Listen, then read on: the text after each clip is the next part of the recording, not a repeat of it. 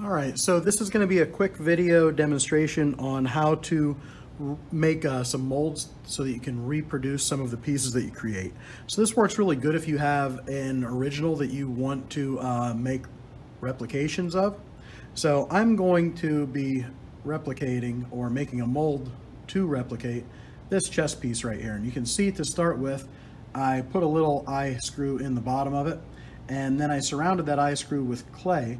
You don't actually have to do the clay part, but it saves a little bit of time later. So what we're going to be using today is a type of silicone mold making RTV rubber, which you can see the brand name is Smooth On, and Oomoo 30 is what this particular type of RTV rubber is. So you can see, stir well before using. So I'm going to open these up and get them stirred up before I start to mix them. So these are both pretty viscous liquids, which just means that they're awful thick and they are kind of tough to mix. But I just finished mixing these up with a dowel rod right here. You can see I have a couple of cups down here. So if you follow the instructions on here, and I'm not going to turn this too far, but you're going to be mixing 1 part of A to 1 part of B by volume, and I'm going to measure that out with these disposable cups here, and then I'm going to mix them together, and I'm going to be pouring them into a cup that is going to become the container for my mold. So this is actually what I'm going to be making the mold in. I'm going to be using this little Dixie cup here, and I'm going to be suspending this chest piece in the center of that Dixie cup, and that's why I have that eye hook on here. So the way I'm going to suspend it, I'm just going to take a little rod right through that eye hook, and then I'm going to suspend that right in the cup like that.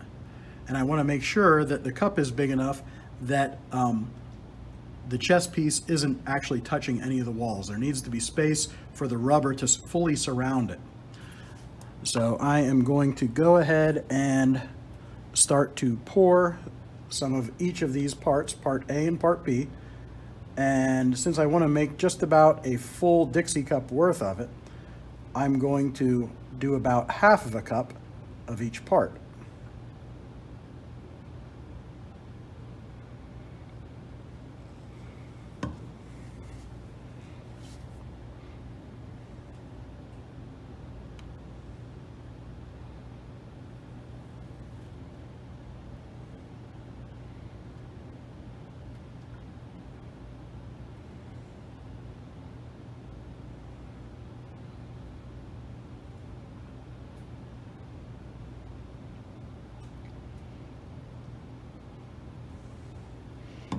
Okay, once I have those 2 parts both measured out, now I am going to mix them together.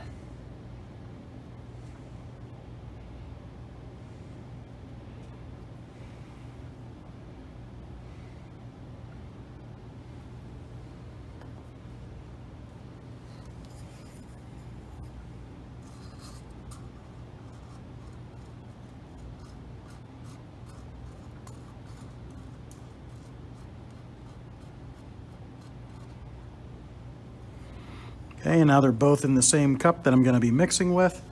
So now you want to mix thoroughly until you don't see that swirl of color anymore. And that is probably like a minimum of like a 30-second mix.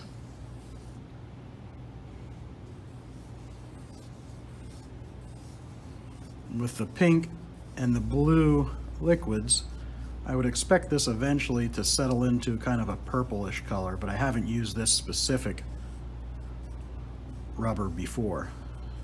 But it does look like it's starting to turn purple.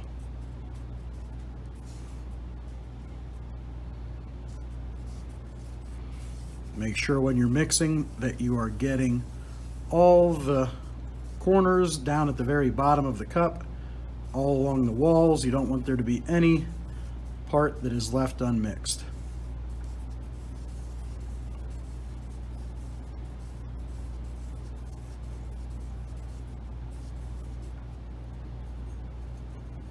You can still see that I have a little bit of blue left in there, so you got to keep on mixing. I can tell you from experience that if it's not properly mixed, what ends up happening is your mold, or I'm sorry, your rubber won't fully solidify and it ends up just being sticky and kind of wet and a mess. So mixing it thoroughly is very important. It's getting more consistent.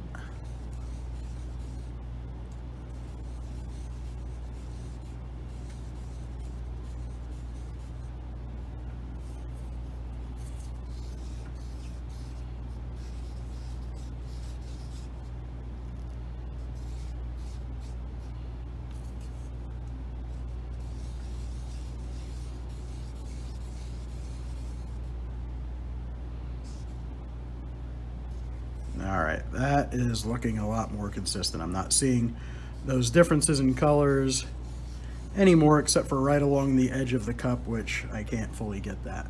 So now I think I'm ready to pour. So here I have my mold all ready to go. So I have my chess piece suspended in the middle of that cup, and I'm going to take the rubber that I just mixed, and I'm gonna just pour that slowly around it. And I just want to let that rubber fill up the cup all around that chess piece. You can see that it's kind of pushing it to one side, so I'm going to kind of try to fill in from both sides to help push that back more into the center of the cup.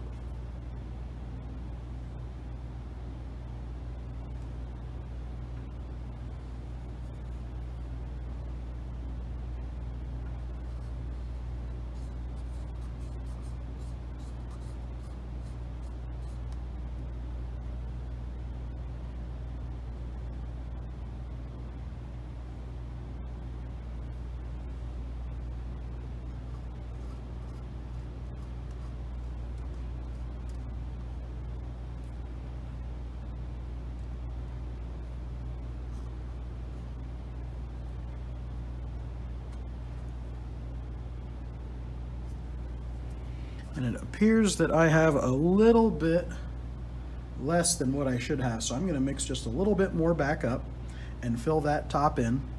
But you want to make sure that it does fully surround the original that you're going to have there. And then we're going to leave that dry. This particular type of rubber says that it has a 6-hour cure time. So you'll let it sit, in most cases, overnight and then come and pull it out of the mold the next day.